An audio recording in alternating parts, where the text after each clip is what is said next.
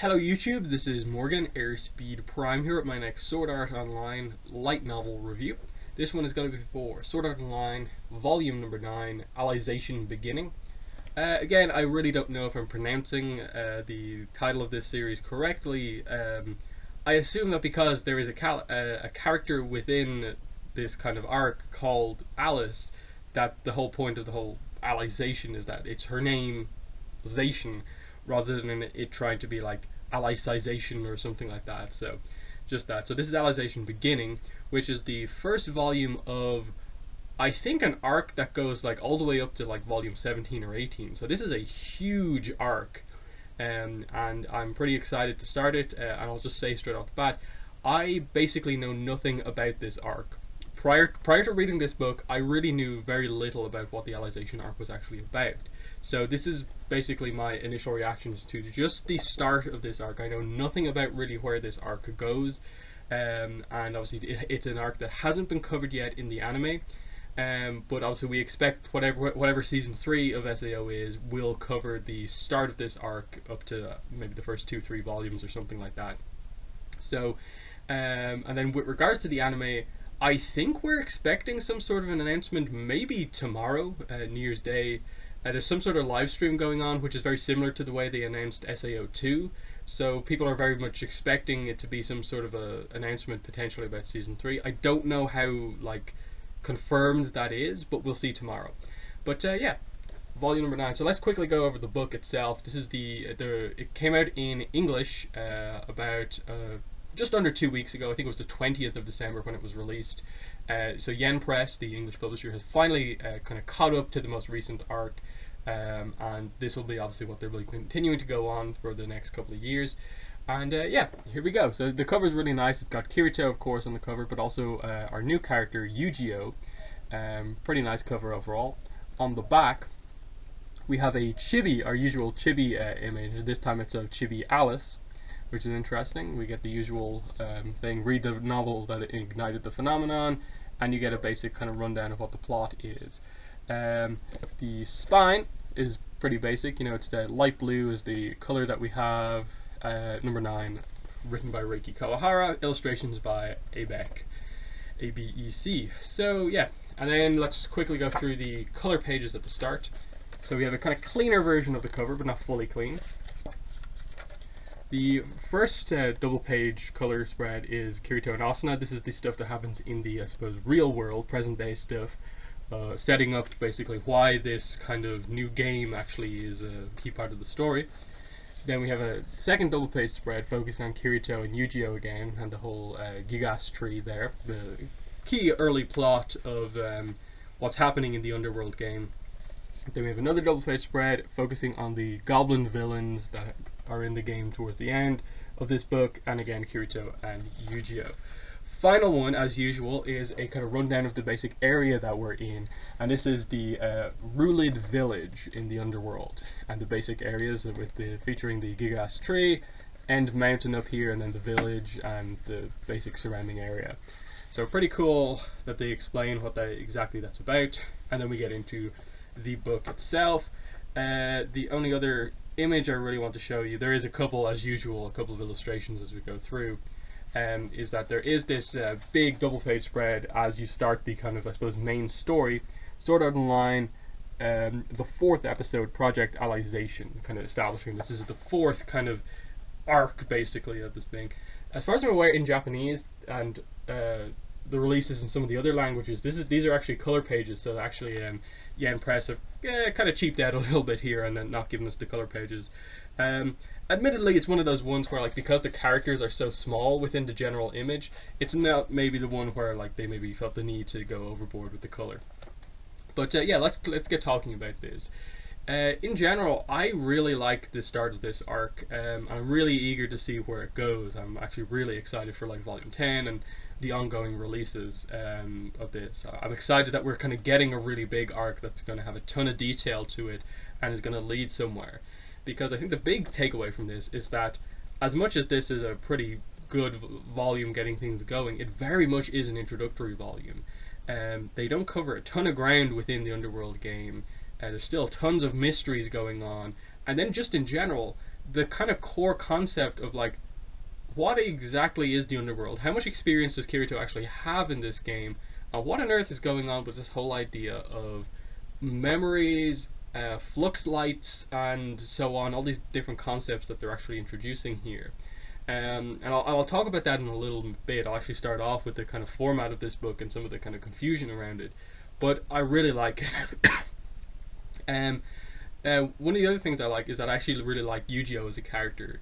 Even Kawahara at the end of this book in the author's notes kind of notes that basically, look, for once I've done an arc where the key character apart from Kirito is a guy instead of a girl, and I hope you appreciate that. And Yu-Gi-Oh is actually very interesting as a character in that Alice is there, but you only really see her at the start, and then the kind of plot revolves around trying to get her back. And then there is another female character, Selka, but she's kind of younger than everyone else, and they kind of establish her as kind of like a character that's important to Kirito and Yu-Gi-Oh, but not necessarily romantically, at least right now, at all.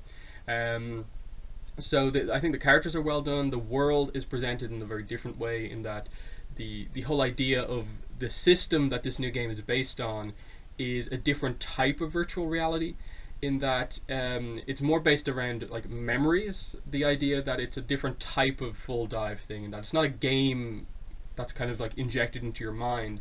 It's a game that basically harnesses memories, and as they kind of establish, implants these memories directly into your, I suppose, like memory bank type things. So the game effectively, the way it kind of renders stuff is based off memories, and so everything looks extremely real within the game, because the models aren't designed by a game and then obviously implanted into your mind like the other virtual reality games in this universe. That because everything's based on memories, everything looks real, and it brings up this whole concept of like, are the developers of this game just using this kind of combination of everyone who's playing the game and combining their memories together and kind of creating a world that way, or are they creating stuff themselves, kind of turning it into memories and then implanting it into the game? And it presents these ideas of like, are the developers of this game changing the memories of the people playing it, or what? This whole memory manipulation idea really comes quite heavily into play. And then because it's so real, there's only a few times within the book where they really treat this world kind of like a game.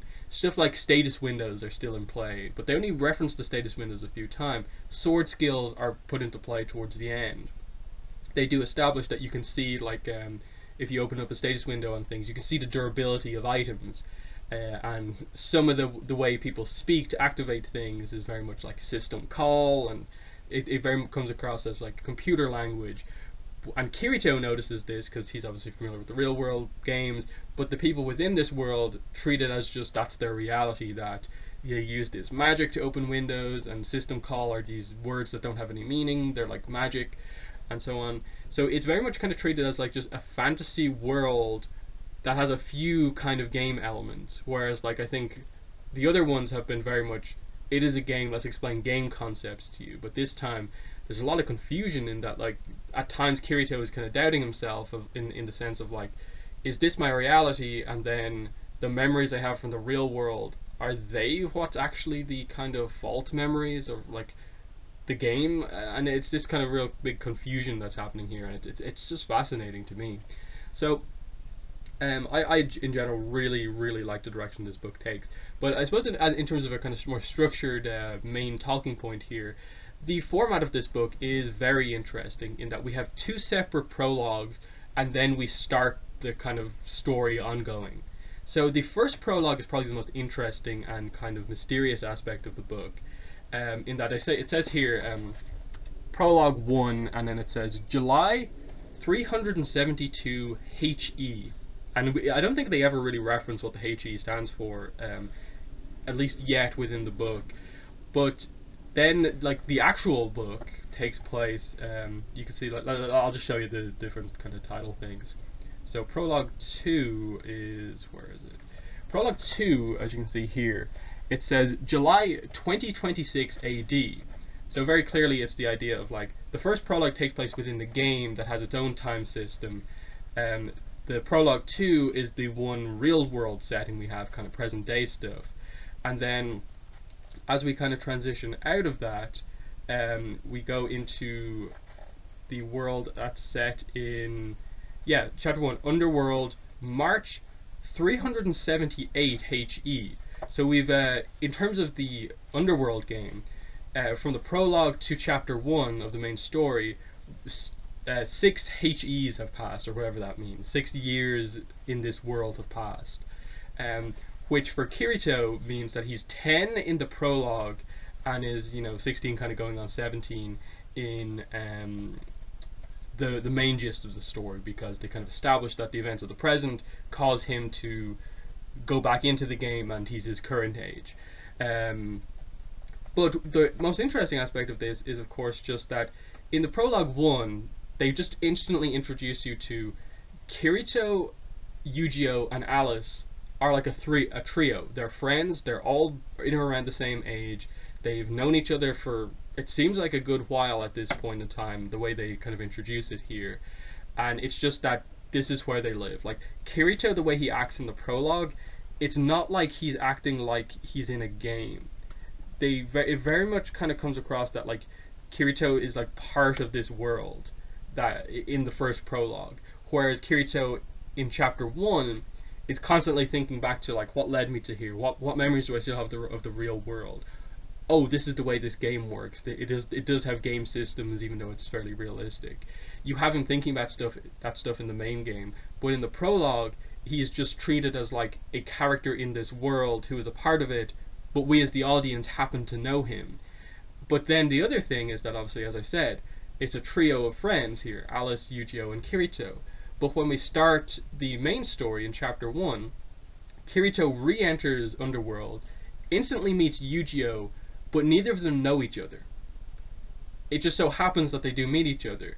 Yu-Gi-Oh and Kirito quickly become friends, and then when he talks to Yu-Gi-Oh a lot, it's established that Alice is missing. She was kind of taken away, which is what happens at the end of the first prologue. The first prologue, the story is that they know each other, they kind of hang around a lot, and then eventually what happens is that Alice ends up breaking one of the rules of this world, which they're really strict on.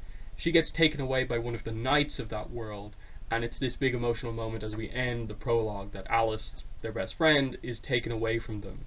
And then we cut over to Kirito in the present day, and then as we transition from the end of the present day story into Kirito going back into the game, he wakes up and suddenly he doesn't know Yu-Gi-Oh, he doesn't know Alice, but he meets Yu-Gi-Oh, and it's established that, like, as far as Yu-Gi-Oh is aware, he and Alice were best friends growing up. There was just 2 of them.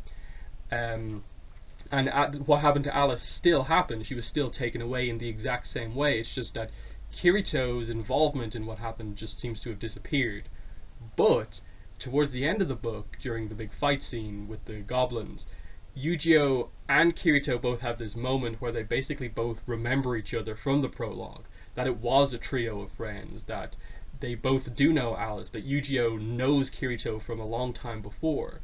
They kind of roughly leave it at that, in that they don't delve into it a ton more, that, like, they really know each other, almost that, like, they've only got back certain aspects of their memories, that just this slight memory that they do know each other from before. So I think that's probably the biggest mystery of the book, just with regards to, like, the amount of time that's passed and the whole memory manipulation thing. And I suppose this is when I'll bring in that prologue 2 that's set in the present day. The basic gist of what happens in the present day is that it starts off with Sinon, in the Dicey Cafe talking to Egil.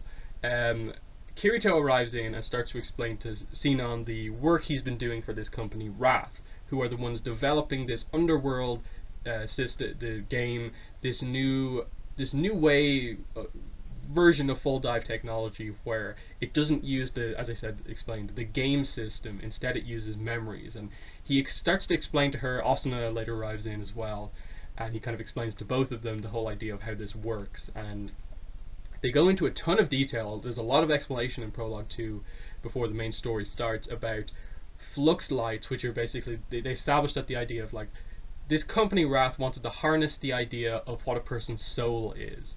And so, as far as they're aware, their research has kind of led them to believe that a person's soul is basically fluctuating light within their brain. It's not perhaps the cells or this or electrical impulses. It's the fluctuating light within your brain that is kind of your soul. That's kind of what represents it. And this is kind of, they kind of establish stuff like, that's how your memories are stored, and so on. And so they basically established that the way the game works is that it is based on your own memories, but because they have multiple people playing the game, it can build stuff based around everyone's memories. And as I said, the whole graphical aspect of the game is much improved because it's based around people's memories. Because if you look at something and you're looking at it, it's that they do this really interesting thing where it's like he shows her seen on something. He just holds up like a cup and says, "You can see this cup. It's real. It's in my hand." But you also, as you're looking at it, have a perfect version of it in your head. Now we just explained that by the fact that light's reflecting off it and it's gone into your eyes and so on, and you have a vision of it in your brain. But he kind of says this is what they're kind of harnessing. That if you look at something, it's basically the thing exists twice. It exists in real life, but it also exists in your head.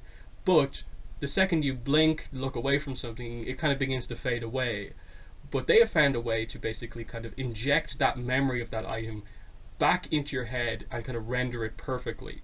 They go into a lot of detail in terms of explaining it, but the whole idea is just basically that everyone has a flux light thing, is kind of what they say. That is your soul, it is your flux light, and that is how the game works, by kind of implanting memories in. And they kind of established that Kirito's done tests within this game, the underworld, but every time he comes out of these tests, he doesn't remember anything about what happened while he was actually in the game. Towards the end of the conversation, the name Alice comes up because they kind of established that the developers of this system were inspired by Alice in Wonderland, but when he hears the name Alice, it reminds him of something. And this is the one of the few connections in the book that we get to the whole idea of Kirito potentially remembering his time from within the game and the fact that he knows Alice. From there, it's just like him explaining the whole system, that they pay him so much because he did this test where he did 3 full days diving into this game to test its safety. So they kind of established that he lost some weight, but they kept him going with like IVs and water being kind of pumped into him. So he's used to all of this kind of experimental VR stuff.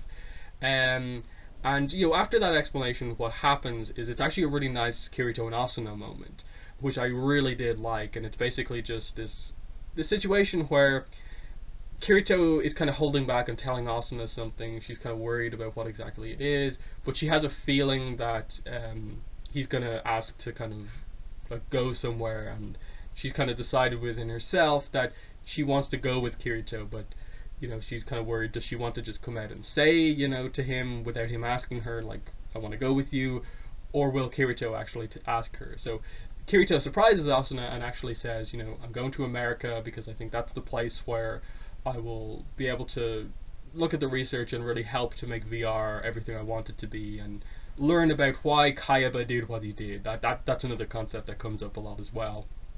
And so he basically transitions that into, and I want you to come with me, Asuna. And she's shocked that he's actually gone out and said, I want you to come with me, because I suppose she the way she kind of knows him is that she maybe would have expected kind of that maybe he'll think that he's taking her away from her life to go with him, and so he wouldn't ask. But she's very happy when he does just ask her to come with him, because she had already decided that if this had ever happened, she'd agree that she would go with him because she cares so much, and they want to be together. So it's a really nice Kirito Asuna moment, and then Kirito escorts Asuna home. But on the way home, we get the really kind of tragic event of Johnny Black, who was the person who assisted Death Gun in like one of the previous arcs to commit the crimes. He's obviously still out there.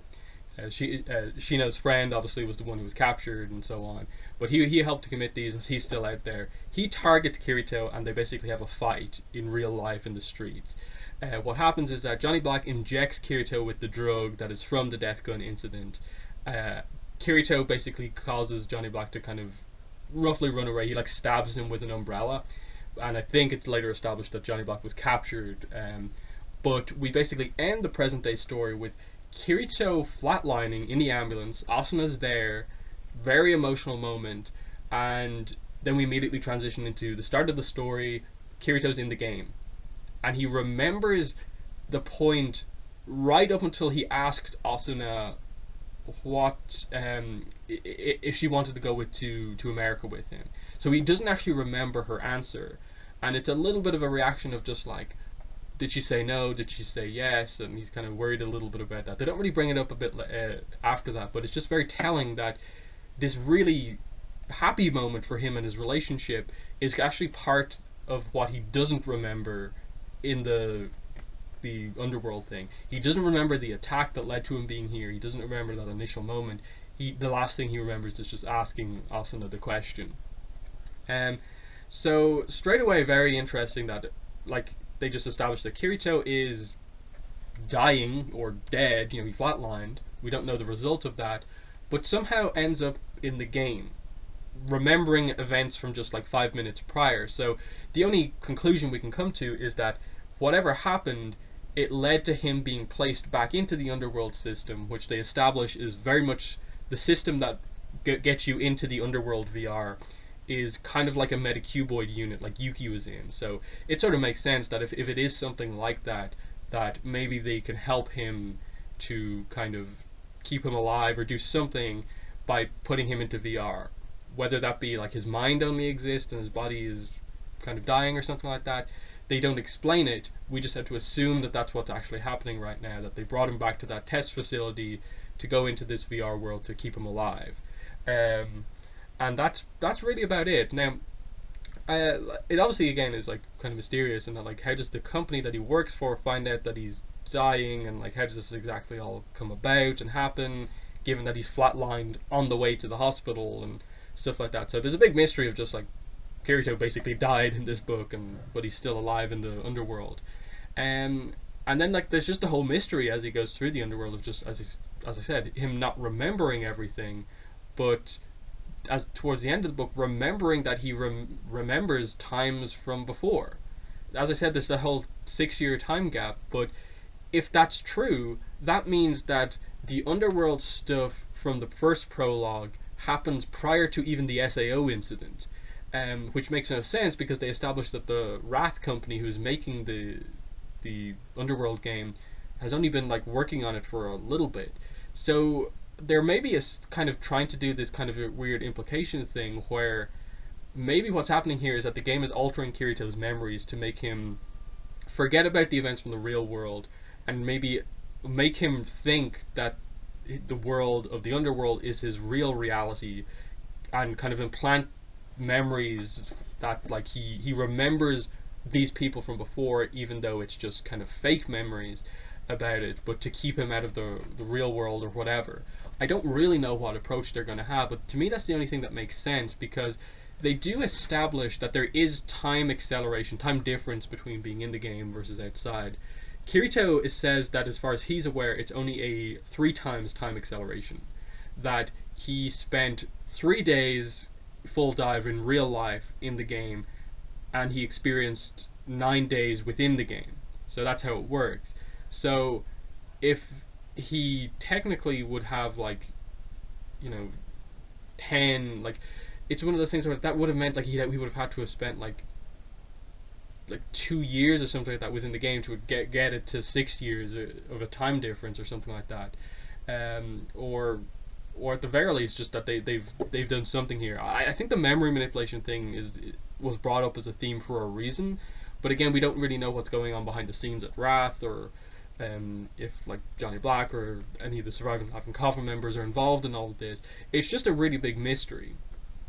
But yeah, let's move away from that stuff into the actual story of the underworld and like characters and stuff like that. The basic story once they're in the underworld is that Yu-Gi-Oh! Within this world has the job, the calling, as they call it here, of Carver. He is selected specially among all the people from this village. He's given this dragon bone axe, a very special axe, and he is told, you have to do your best over the course of your life to cut down this giant gigass tree, which they establish as like, its trunk is like 13 feet across, it's super durable. The dragon bone axe is like the only thing that can damage it, but it barely does any damage. And in like 300 years, they've only made like a foot long kind of dent into it.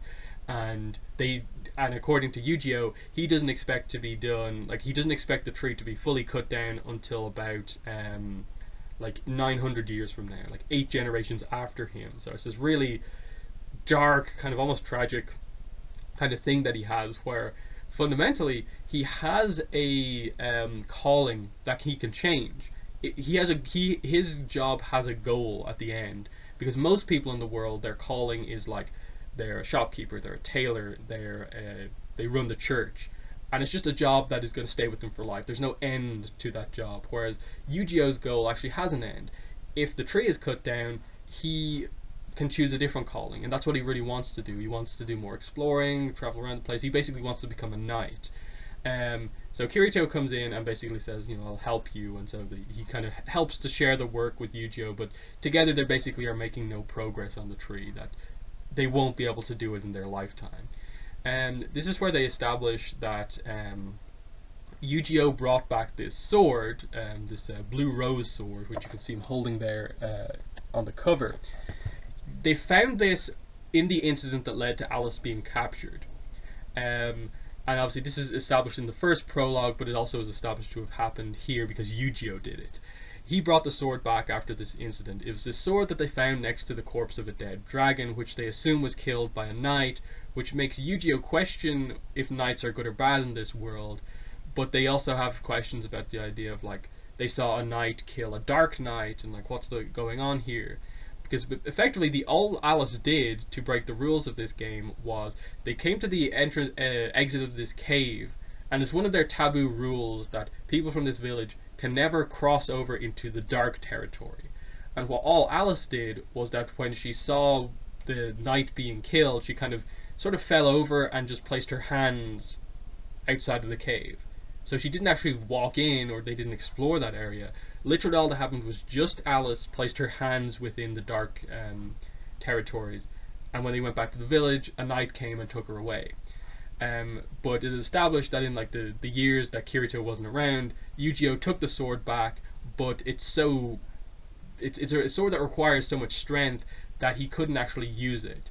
Kirito, being more skilled with swords, kind of somehow manages to use it, and basically, like, even in his rough swing, the sword makes a pretty big dent in the tree. He misses the mark where they've cut into it because it's so heavy, and they kind of go like, okay, if we could somehow manage to find a way to use this sword, we could realistically cut this tree down in a couple of days. But none of us are anywhere near strong enough, and it brings up the whole idea of how do you actually level up in this game. But eventually what happens is that this actual story, outside of like mystery and speculation and stuff like that, the actual story of this book is fairly basic when you get down to it. They establish the whole thing of what happened to Alice. Yu-Gi-Oh and Kirito become friends. Kirito learns a little bit about the world, becomes friends with Selka, who is established to be Alice's little sister, who has taken up Alice's role. Because the one thing about Alice they do establish is that she was a kind of prodigy at basically magic within this world. These sacred arts of the church that she was learning, basically healing. She was a prodigy at that. So losing her was a pretty big dent in the village, and Selka is only kind of average at it. And you get these kind of character dynamics that Yu-Gi-Oh hasn't really talked to Selka since what happened to Alice, because Selka reminds him of Alice and stuff like that. So there's a lot of stuff going on there. Kirito ends up kind of befriending her. The key plot that happens is that Kirito is actually the one to explain to Selka what happened to Alice, because she was never actually told why Alice was taken away. Selka runs off to the area where Alice was taken away, the dark territory, but is captured by goblins. Kirito and Yu-Gi-Oh figure this out, go after her. They have their initial fight with the goblins, and the fight is really interesting because they basically establish that within this game, when you take damage, it's not just that your HP goes down. Like SAO and Aincrad always established that there was a kind of a pain blocker thing basically within the game. But this game doesn't have that. So Kirito takes a hit to the shoulder and just there's a big gash. Like they established that it's blood and like it's pretty realistic. It's the most pain he's ever felt before. Yu-Gi-Oh is basically almost killed by one attack. That's because they're relatively weak fighters at this point. It's at this point, trying to protect Yu-Gi-Oh, that Kirito discovers that you can actually use sword skills within the game, and because he knows them all so well from the other games he's played, he can instantly activate them, and he defeats the head goblin, Yu-Gi-Oh kind of is saved by Selka using her powers, and they basically level up in the middle of this fight. Selka's powers level up, Kirito's powers level up, Yu-Gi-Oh's powers level up. But in a really great connection moment, what happens here with Yu-Gi-Oh in how they save is that the technique that Selka uses to save Yu-Gi-Oh is that she transfers health from Kirito to Yu-Gi-Oh, and it's a really powerful technique, and she's doing really well, but it's not enough. That because Yu-Gi-Oh is so badly wounded, his health is constantly going down. It's not going to be enough. And then out of the blue, the kind of spirit of Alice appears kind of behind Kirito and kind of talks to him and just says, you know, I'll help you, and basically boosts his health, which in turn heals Yu-Gi-Oh. And Kirito is the only one that Alice contacted. Yu-Gi-Oh couldn't hear it, only Kirito. And then she disappears and just leaves Kirito with the information that you can find me at this specific castle. I think it's like Castle Cathedral or something like that. This is the place where you will find me. And it starts the whole idea of this. After this incident, they are strong enough to use the sword, and together Yu-Gi-Oh and Kirito cut down the Gigas tree, kind of save the village because the Gigas tree was absorbing nutrients from around. Yu-Gi-Oh is allowed to take a different calling and decides to become a swordsman. Kirito obviously is established to be a swordsman as well, and they basically go off on their own to find Alice now that they're on this quest. Because there's a little bit towards the end where basically Kirito trains Yu-Gi-Oh in basic sword fighting, and Yu-Gi-Oh defeats the current person with the calling of swordsman in the village, and goes off to on their journey together to find and get Alice back. The last kind of key point of the book is that there's only one. They only have one proper sword, the Blue Rose sword, and that's Yu-Gi-Oh's sword because he has the better connection to it. So where's Kirito getting his sword from? So they established that now that the Gigas tree has been felled, they cut the top of the Gigas tree off, and basically the elder of the village says that this being like the tip of the tree, it is the part of the tree that has the most power, the most energy, nutrient energy within it. If you bring this to a craftsman in the next village, he will turn that into a sword that is just as good as that Blue Rose sword. So that's how Kirito's getting his special sword. It's based on this biggest tree in the world, God tree basically. The tip of it is a sword. Really cool stuff. We don't know what the sword is just yet because the quest has just started, but really cool stuff. Two swordsman characters who are friends going on this mission to get Alice back. Really, really, really interesting premise for the story, and I think that's interesting, just that the story starts off with this very simple story, and it's just starting off. That so much of this is just explanation. I'm really excited to see the anime do this, because I really want to see more visuals of this world and how it actually works and stuff like that. I think it's really well written. I think this is, you can tell that this is a story that he wrote when he was a much better writer than some of the earlier stuff in SAO, because it just really flows so well, and you can tell that it's the first part of a bigger story. At times, you know, SAO, the Einkrad stuff, felt like it was just skipping all over the place and was like super fast written, but this is pretty good development here overall. But yeah, I'm just going to end the video there. I'm very happy with the start of this Alicization arc, eager to read more of it, Volume 10, and obviously I will continue to review these books as they come out, Volume 10, 11, and so on as they come out. But yeah, that's basically been the video. So in the comments let me know what your thoughts were on the first Alicization novel if you've read it, your thoughts on when you think the anime is coming, and yeah, we'll just end the video there by saying links to my Twitter and Tumblr are in the description below. Links also in the description to my Patreon campaign and PayPal donation link if you want to help support my channel so I can make more videos, better videos. But that has been the video. Thanks for watching, and bye.